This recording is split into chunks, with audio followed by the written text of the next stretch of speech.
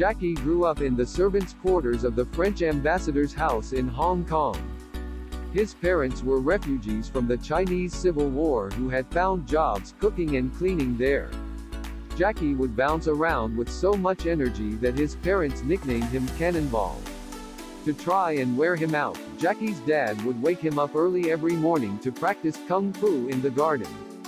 He showed such talent that it was decided he ought to attend the China Drama Academy.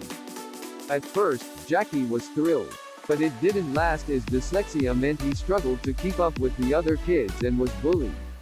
It wasn't until he stepped in to stop someone else from being picked on that Jackie realized he had the power to stand up against bullies.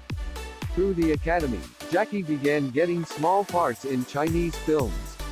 He trained relentlessly, going to bed after everyone else and getting up before them to do so. It wasn't long before he'd earned a reputation for performing insane stunts that no one else would even consider.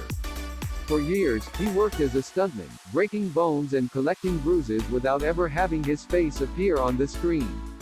Then he remembered the comedy heroes of his childhood and came up with the idea of combining slapstick comedy with disciplined martial arts.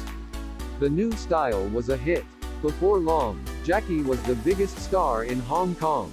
Not everything went smoothly through. Jackie would break almost every bone in his body at some point, nearly went blind, and once had his whole family held up at gunpoint by gangsters. By that time, though, Jackie was so famous even criminals were afraid to hurt him. He used his fame and wealth to establish charitable foundations and promote causes close to his heart. He's raised millions for the poor, children, victims of natural disasters, and the endangered South China tiger. And he's done all that while still afraid of speaking in public, not being able to fully read or write, and have never learned to use a computer.